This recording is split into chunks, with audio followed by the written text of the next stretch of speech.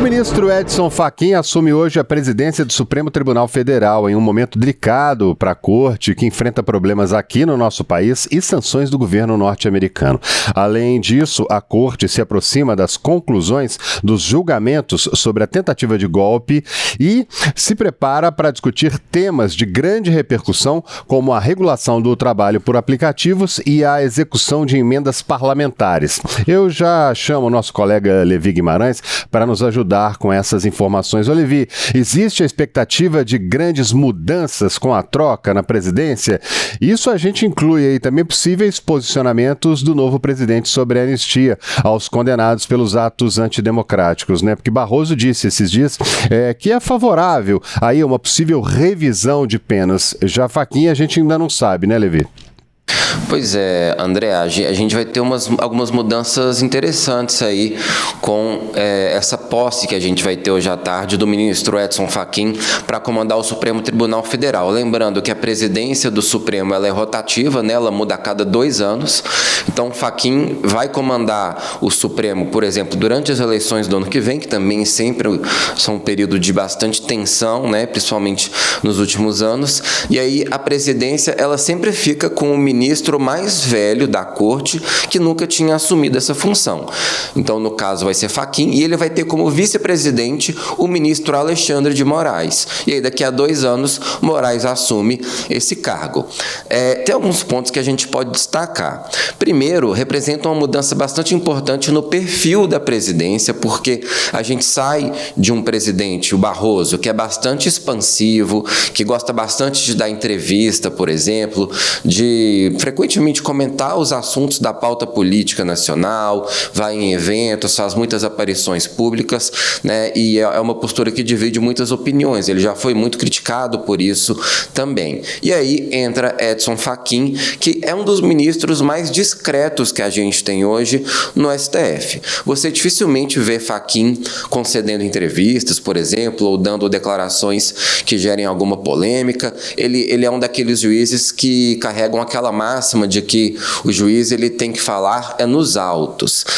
E aí ele vai ter, por exemplo, como um dos principais desafios, apaziguar as relações da Corte com o Congresso Nacional, por exemplo, e com os apoiadores do ex-presidente Jair Bolsonaro, né, com o bolsonarismo, principalmente depois da condenação de Bolsonaro pela ação penal da trama golpista, né, de Bolsonaro e de outros aliados.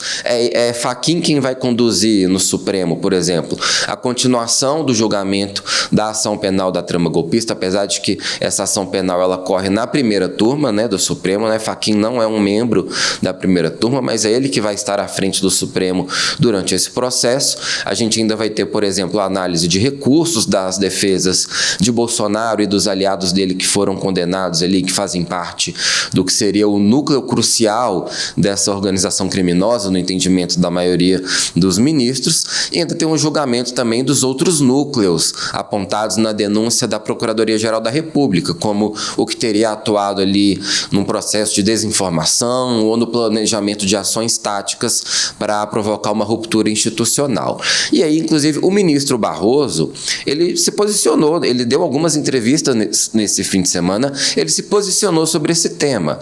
Ele defendeu uma mudança na dosimetria das condenações, né? Ele é favorável, porque os condenados, eles foram...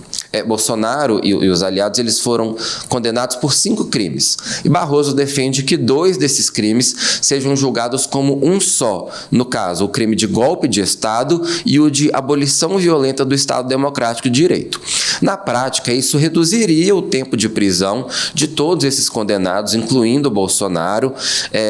E Barroso disse que até se reuniu aí nesses últimos dias com o presidente da Câmara, Hugo Mota, com o presidente do Senado, Davi Alcolumbre, para tratar desse tema, porque é um tema que o Congresso está tratando ali no projeto da anistia, que agora já virou o PL da dosimetria, né, o projeto da dosimetria, e aí tem essa negociação envolvendo o Supremo Tribunal Federal e o Congresso Nacional. O Fachin, ele nunca se posicionou exatamente sobre esse tema, e uma outra possível diferença entre eles também está nisso que eu falei. Assim, Barroso, como ele tem um perfil muitas vezes de fazer até comentários de teor político, ele tem mais facilidade também de fazer essas reuniões com outros políticos, com outras lideranças. E aí, em relação a Fachin, a gente ainda não sabe exatamente como vai ser a atuação dele. O presidente do Supremo, inevitavelmente, ele tem que fazer reuniões com chefes de outros poderes, também com o presidente da República, né? Isso é inevitável, isso é do cargo. Mas aí varia como que cada um conduz essas agendas. Ou a gente pode destacar também que Fachin assume nesse momento de tensões com o Congresso, e aí a gente tem, por exemplo, a cobrança por mais transparência nas emendas parlamentares. Inclusive, tem uma ação sobre isso que corre no Supremo Tribunal Federal, tem como relator o ministro Flávio Dino, e ele deve levar esse caso ao plenário muito em breve.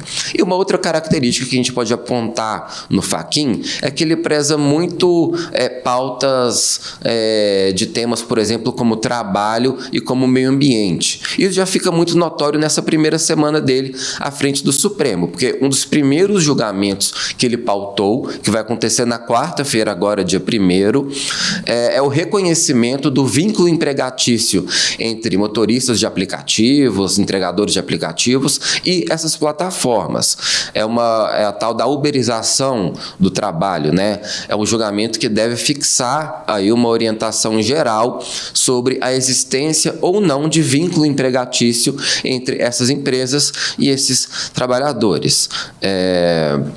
Então, é um tema polêmico que a gente já vai ter logo nesse comecinho da presidência do Edson Fachin. E só fazendo um outro registro também, André, nesses últimos dias dele à frente do Supremo, Barroso fez aí várias declarações e tal, e ele deixou também um pequeno abacaxi para o Congresso, viu? Porque ele encaminhou um projeto de lei que reajusta o salário dos servidores do Poder Judiciário.